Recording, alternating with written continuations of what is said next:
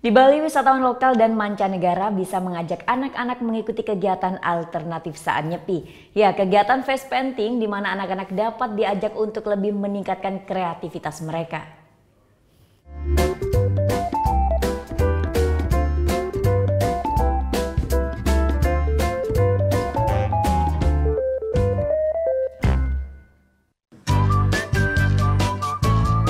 Walaupun Nyepi hanya dirayakan oleh umat Hindu, namun semua wisatawan yang datang ke Bali juga ikut merasakan pengalaman yang berlangsung hanya 1 hari dalam setahun ini.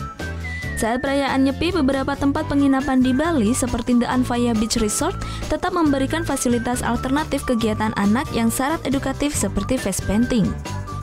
Di sini anak-anak bisa belajar melukis sambil meningkatkan imajinasinya. It's done? It's quite good. Nah, meskipun para wisatawan dalam rangkaian Nyepi ini tidak dapat melakukan kegiatan di luar, tapi mereka juga bisa melakukan kegiatan seperti salah satunya yang baru saja kami lakukan adalah face painting. Nah, selain menyenangkan, kegiatan ini juga ternyata bisa meningkatkan kreativitas anak-anak.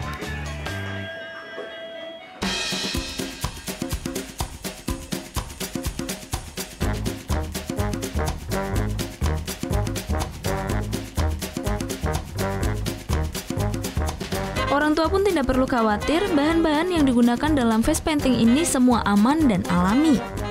I'm very happy because I come to the Bali. The Bali has very game. For example, make cupcake, paint, color the paint, make a bracelet and other things. Lewat face painting ini, anak-anak diberi kebebasan menggambar apapun, namun tetap dalam pendampingan pengawas anak.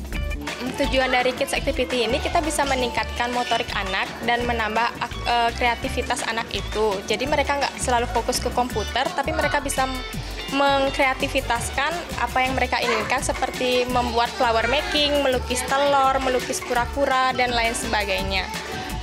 Meski bebas menikmati fasilitas hotel, namun pengunjung tetap diimbau mengikuti aturan yang berlaku demi menghormati umat Hindu yang sedang merayakan Nyepi. Rita Kusuma, Riri Anggono melaporkan untuk NET.